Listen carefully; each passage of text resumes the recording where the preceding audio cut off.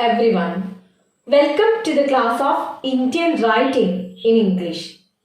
In our last class, we covered the summary of the short fiction, The Interpreter of Melodies, written by Jumba Lahiri.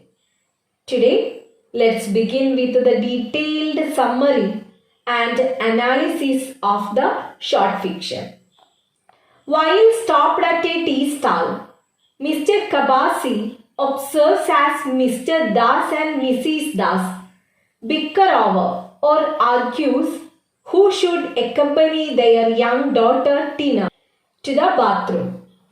Finally, Mrs. Das accompanies her and exits the car with her daughter, though Mr. Kabasi notices that she does not hold Tina's hand as she does so.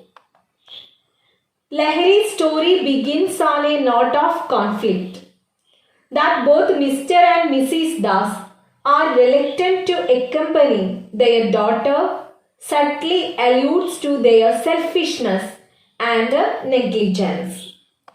That Mrs. Das does not bother to hold her daughter's hand also suggests the distance between mother and child. The Das family is on its way to visit the Sun Temple in Konark, India.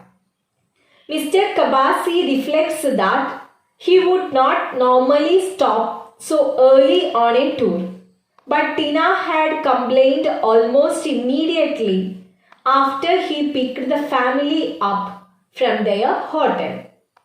The first thing Mr. Kabasi had noticed about Mr. Das and Mrs. Das was how young they look. In addition to Tina, they have two sons, Ronnie and Bobby. Mr. and Mrs. Das's apparent youth implicitly raises the question of whether they are mature enough to occupy the role of caretakers.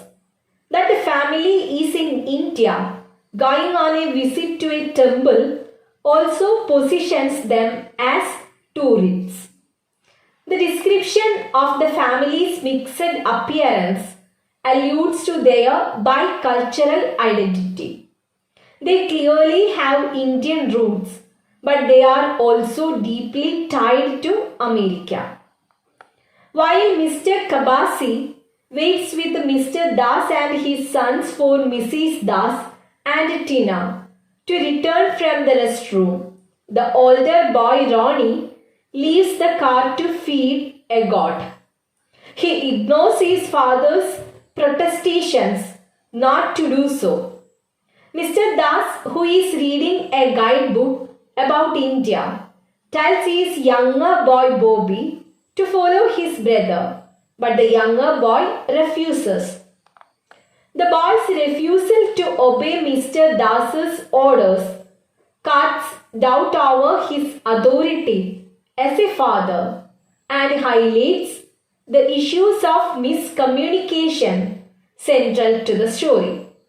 Communication in the Das family is hampered not only between husband and wife but also between parents and children.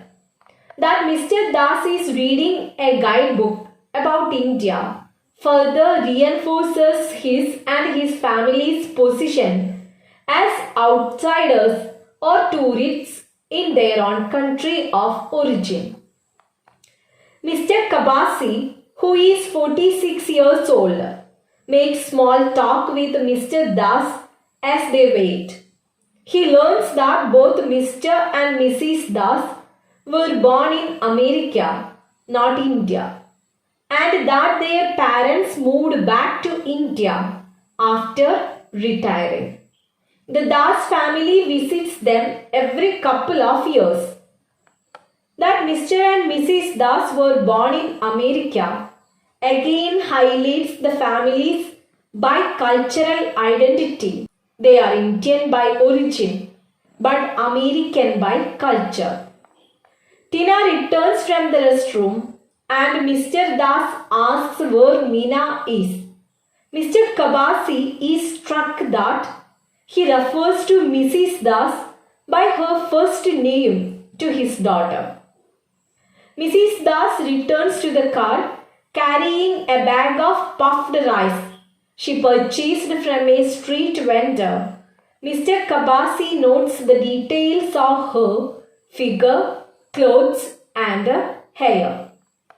That Mr. Kabasi is struck by the way Mr. Das refers to his wife points to the cultural gulf that exists between Mr. Kabasi, who has lived his entire life in India, and the Americanized family that he chaperoned once or accompanied. Mr. Kabasi's detailed observation of Mrs. Das's appealing appearance is significant because it suggests that he finds her attractive. Mr. Kabasi continues talking with Mr. Das, who tells him the family lives in New Jersey and that he is a science teacher who takes his students to Museum of Natural History every year.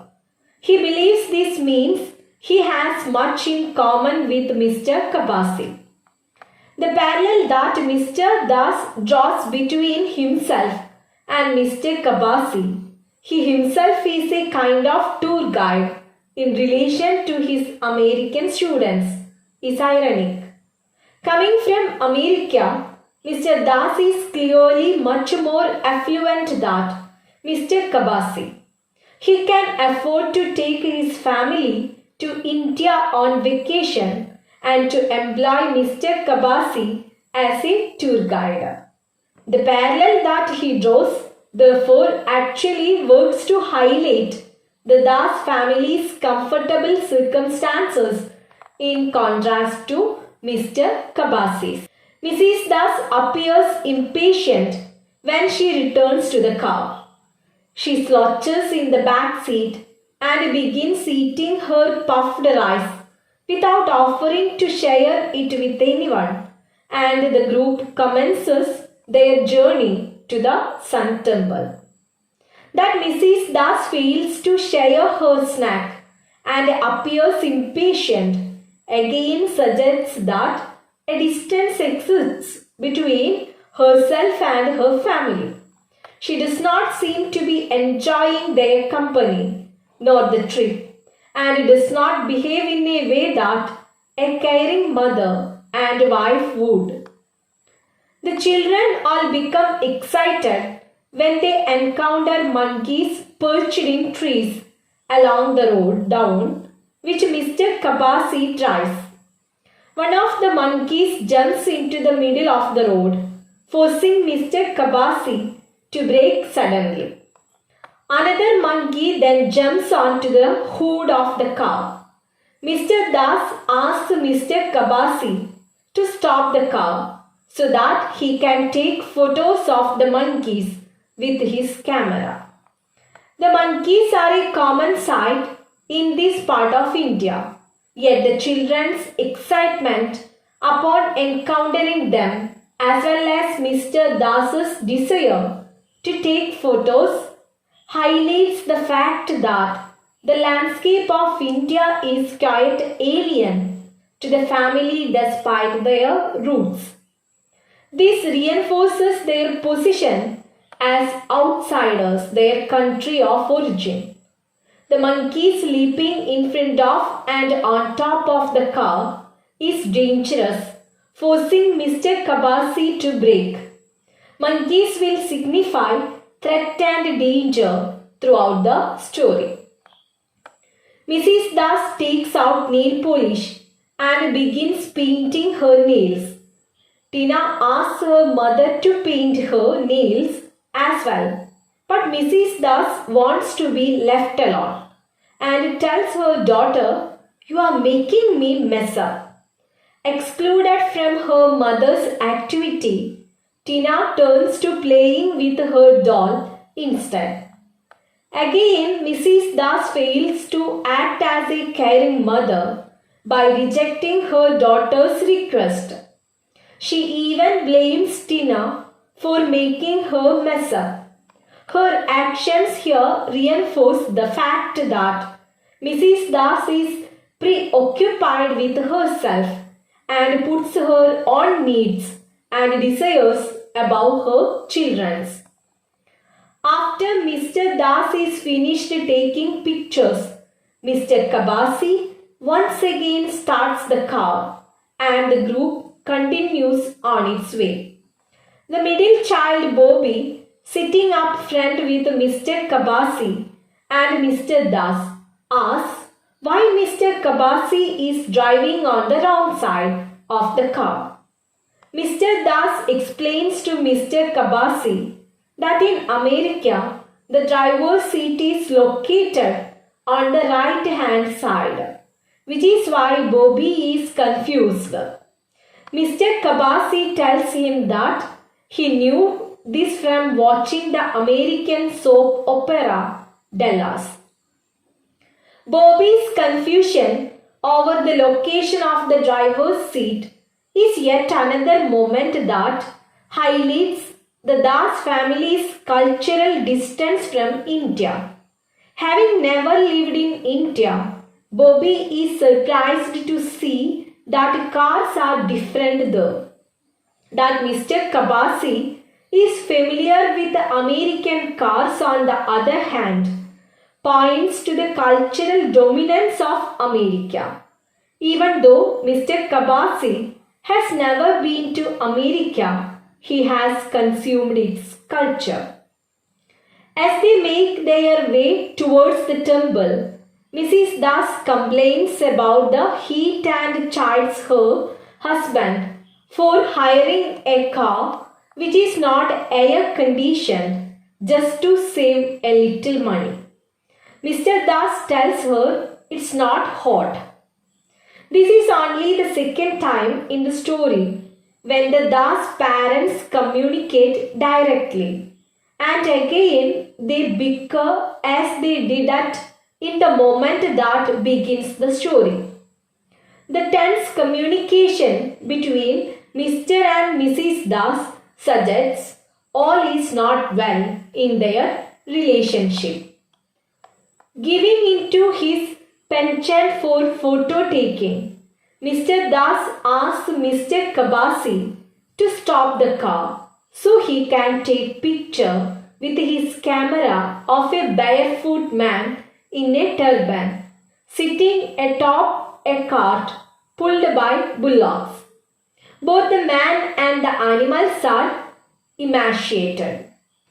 Mr. Das's desire to take a photo of what is presumably a common sight in India again positions him as a tourist in relation to his country of origin. It's also striking that the man and the animals are emaciated. This alludes to the deprivation that many in India experience. Simultaneously, it calls attention to Mr. Das's affluence.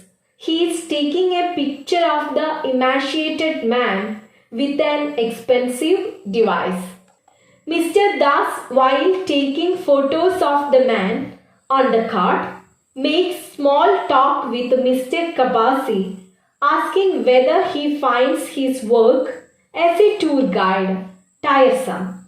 Mr. Kabasi responds that, on the contrary, he enjoys it, and that the Sun Temple they are on their way to visit is one of his favorite spots. He mentions that he has a second job working as an interpreter in a doctor's office, translating for patients who do not speak the doctor's language. Mrs. Das is intrigued or attracted by Mr. Kabasi's work as an interpreter, which she characterizes as romantic.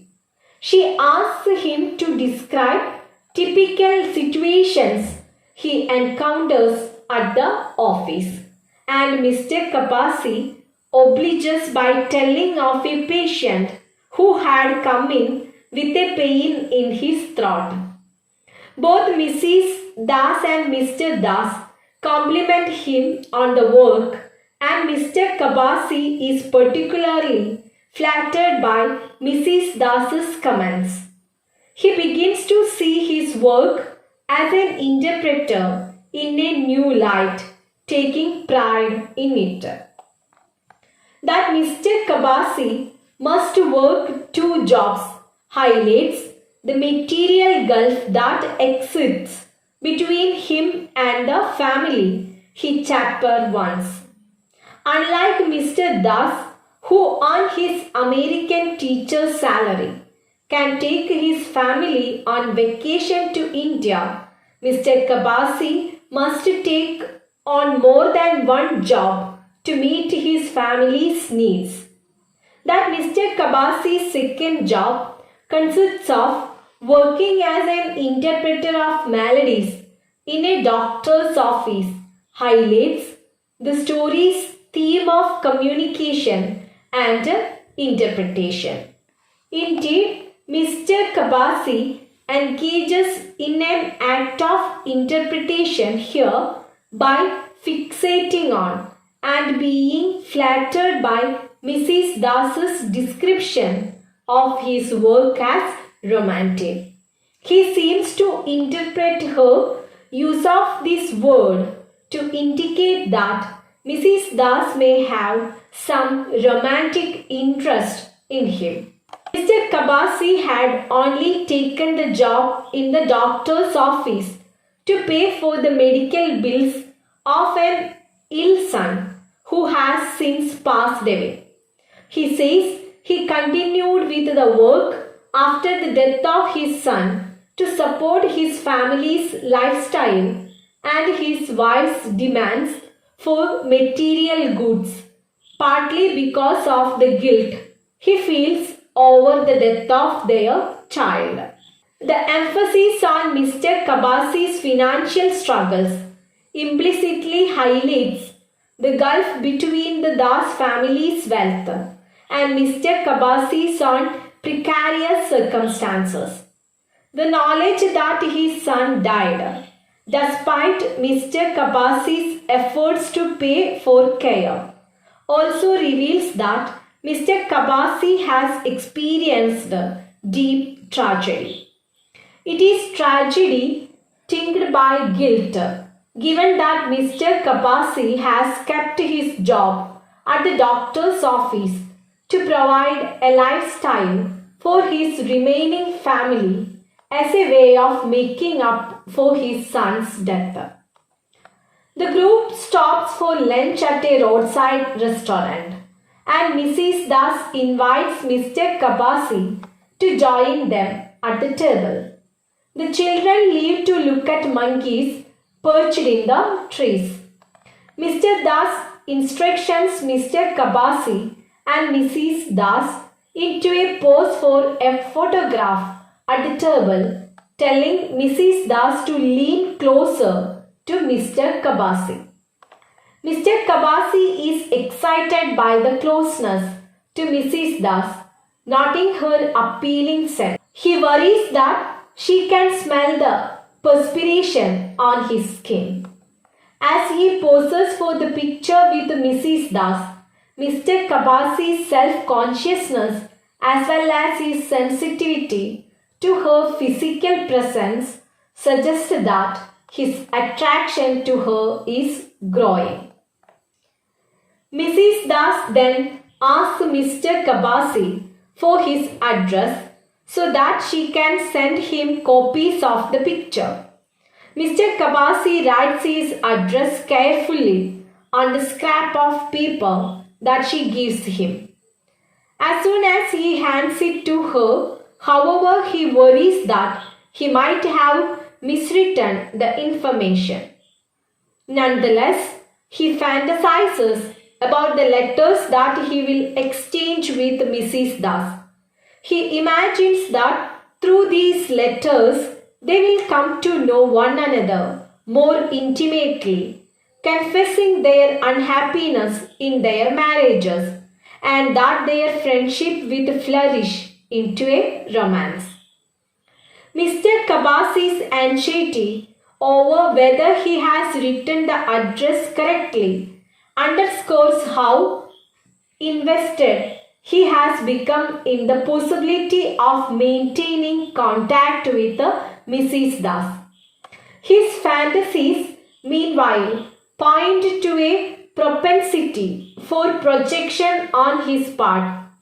Mrs. Das has only asked for his address to send him photos. Yet, Mr. Kabasi immediately begins to imagine that a romantic relationship will develop through their correspondence.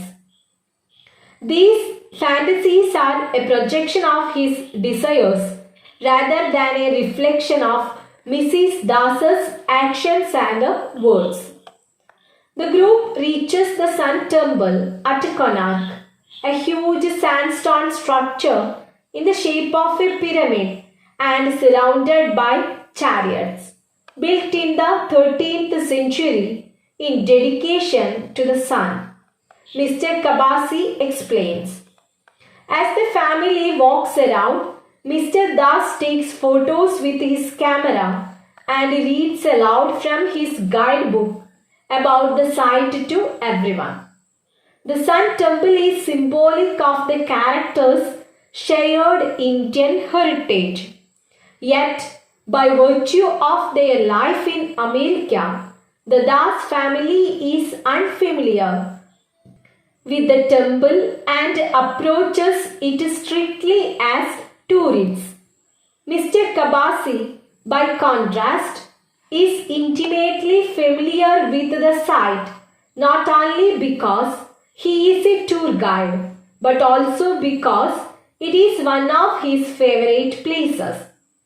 The characters' contrasting relationship to the temple alludes to their different positions in relation to India and its cultural heritage.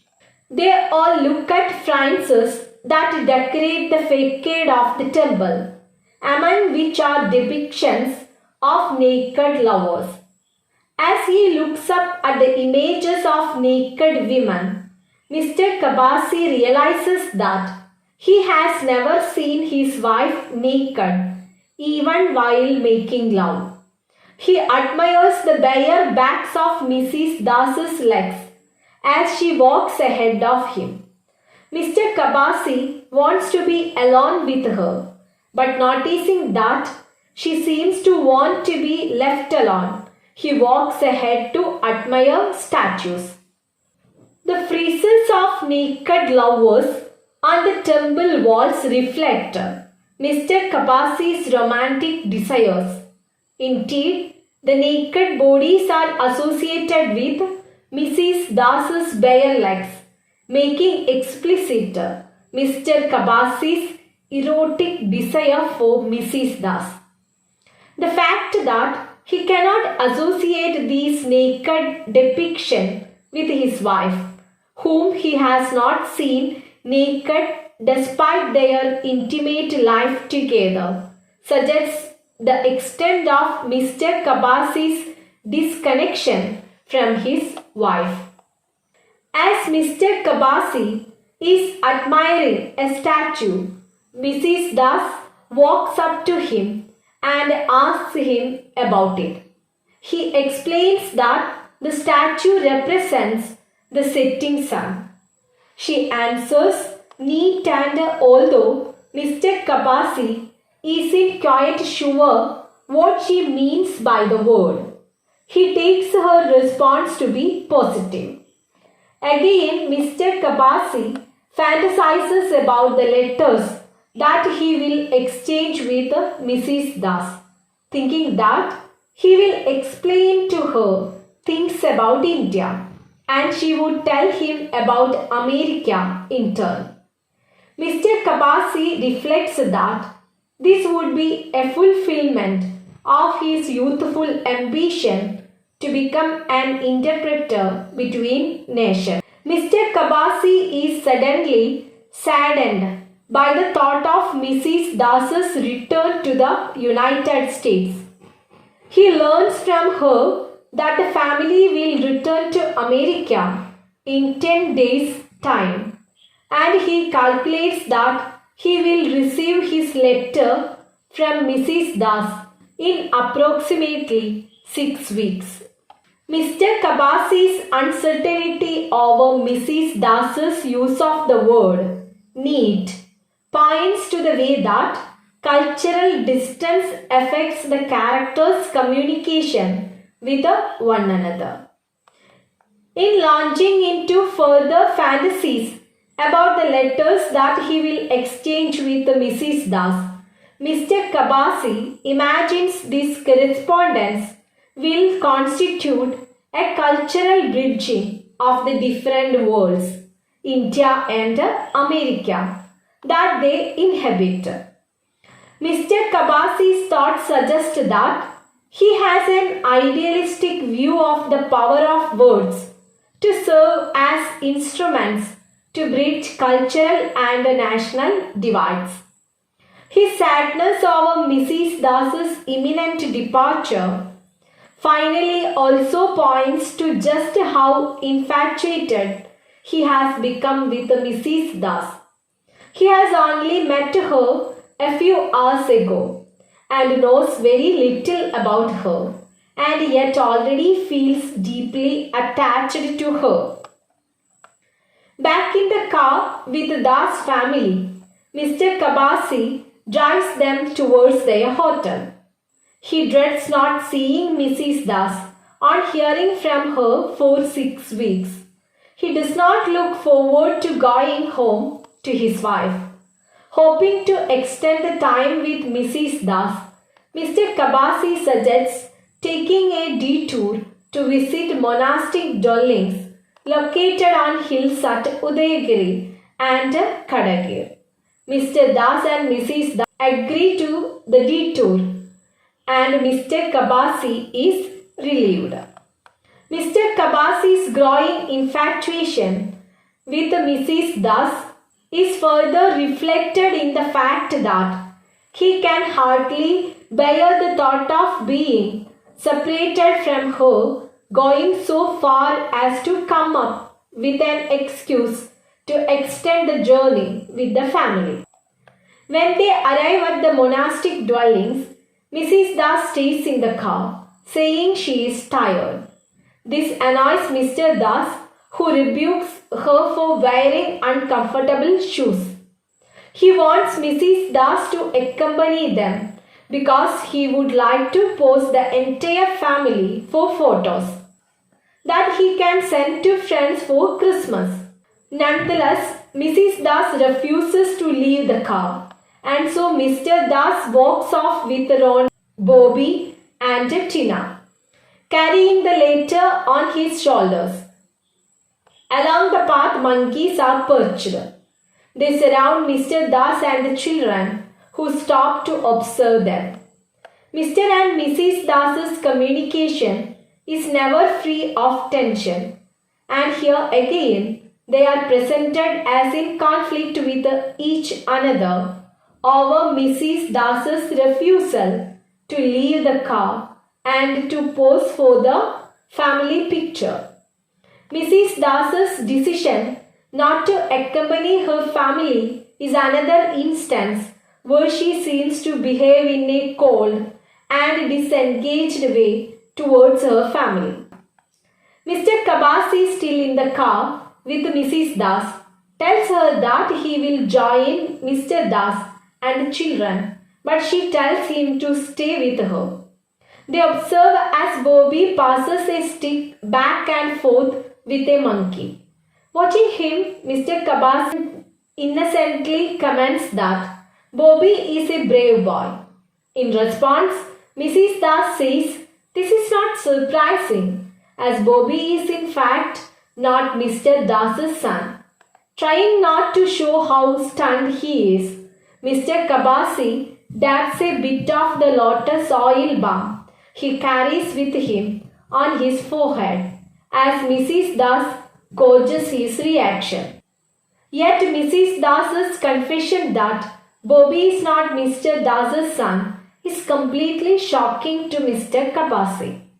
He is confronted with knowledge he did not imagine nor expect, and his nervous action of damping lotus oil on his forehead is an expression of his uncertainty over how to proceed. Mrs. Das tells Mr. Kabasi that she has never told the secret of Bobby's paternity to anyone. He is the first person she has shared the secret with. She then goes on to recount the story of her relationship to Mr. Das, whom she knew since she was a child through her parents, who were good friends with his. She and Mr. Das had once been passionate about each other and had married very young. Soon after giving birth to her first child, Roni, Mrs. Das found herself overwhelmed with the responsibilities of being a mother. Feeling alone and isolated while her husband worked, returning home only to watch television and bounce Ronnie on his knee. This story will also result in Mr. Kabasi's disillusionment over the character of Mrs. Das. Although Mrs. Das had once been in love with her husband, the responsibilities of family life clearly burdened her more than they did Mr. Das. Her narrative of the marriage casts Mr. Das as an insensitive husband who failed to notice the toll motherhood was taking on his wife. The fact that Mrs. Das has never shared the secret of Bobby's paternity with anyone also points to the extent of Mrs. Das's negligence. Not only has she betrayed her husband, she continues to betray both her husband and her son by not sharing the truth of Bobby's paternity with them. Continuing to recount the story of her marriage, Mrs. Das tells Mr. Kabasi that while still a first-time mother, a friend of her husband had come to New Jersey for job interviews and stayed with them. One day while Mr. Das was at work, his friend received news that he had been offered a job. He made advances on Mrs. Das, who did not resist. She slept with him while Ronnie cried in his playpen. Her second son Bobby was conceived as a result of the affair. Mrs. Das also tells Mr. Kabasi that Mr. Das's friend doesn't know that Bobby is his son, although the families are still in touch. Furthermore, in indulging in sex with her husband's friend, she neglected her son Ronnie by ignoring him as he cried in his playpen. This description therefore reinforces the many ways in which Mrs. Das has neglected responsibilities towards her husband and her children. Mr. Kabasi asks Mrs. Das why she is telling him all this, and she scolds him for calling her Mrs. Das, saying that she is only 28 and that Mr. Kabasi probably has children her own age. Mr. Kabasi is taken aback, realizing that Mrs. Das thinks of him as a parent. In this scene, therefore, Mr. Kabasi's fantasies about Mrs. Das, as well as his assumptions about her thoughts and feelings towards him, begin to fall apart. Here it finally becomes clear that Mrs. Das's intention towards Mr. Kabasi are completely different from what he had imagined. She is not interested in him romantically at all. She is turning to him as a healer, a parent-like figure who might have the power to relieve her of the malady of her terrible feelings. It becomes clearer to Mr. Kabasi and to the reader that he had completely misinterpreted Mrs. Das's interest in him. Mr. Kabasi considers what to do, thinking that he should advise Mrs. Das to be honest with Mr. Das and that perhaps he could preside between them as a mediator. He asks her whether it is really pain she feels or whether it is guilt. Mrs. Das is outraged by Mr. Kabasi's question. Her expression changes and he can see that she deems him suddenly worthless. She storms out of the car to find her family. Mrs. Das's outrage points to her own guilt. Her storming out of the car suggests that she is in denial about her negligence towards her family. She is unwilling to confront her guilt and to take responsibility for her actions. Her negligence is even further reinforced by her carelessness in dropping food and the subsequent ominous appearance of the monkeys. Mr. Kabasi's own goodness is reflected in the fact that, despite her insulting treatment of him, he feels compelled to protect Mrs. Das from the animals. Mrs. Das finds the rest of her family and asks them to wait for her to be in a photograph. Mr. Das wants all of them to pose for a family photograph, which Mr. Kabasi is to take. Mrs. Das's insistence on joining a family photograph here is ironic. She has just revealed to Mr. Kabasi that her family life is built on betrayals and lies. The group realizes that Bobby, the middle boy, is missing. They begin calling for him and find him under a tree. He is surrounded by monkeys who are pulling at his t-shirt. One of them is hitting his leg with a stick. Bobby's attack is a direct result of Mrs. Das's carelessness. The monkeys were led to him because they were attracted by the crumbs of food that his mother dropped on the path. By associating the monkey's attack with Mrs. Das's actions, Lahiri suggests the animals as symbols of the danger unleashed on children as a result of the parents' negligence. Tina, panicking like everyone else as she watches her brother being attacked by the monkeys, appeals to her father, and yet Mr. Das seems paralyzed and fumbling in the face of the danger posed to his son. Mrs. Das turns instead to Mr. Kabasi for help, commanding him to do something. Mr. Kabasi shoos away the monkeys and carries Bobby to his parents. It is the stranger, Mr. Kabasi, who must finally come to the boy's aid. This scene further confirms that Mr. and Mrs. Das are immature and irresponsible parents. As Mr. Kabasi carries Bobby away from the monkeys, he has an impulse to tell the boy the secret about his paternity, but resists. The boy is terrified and bleeding, and so Mr. Kabasi silently hands him over to Mr. Das and Mrs. Das.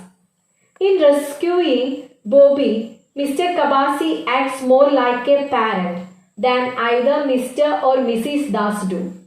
Yet the story is ambiguous over whether Mr. Kabasi feels the urge to share this secret out of desire to rescue Bobby from his mother's life.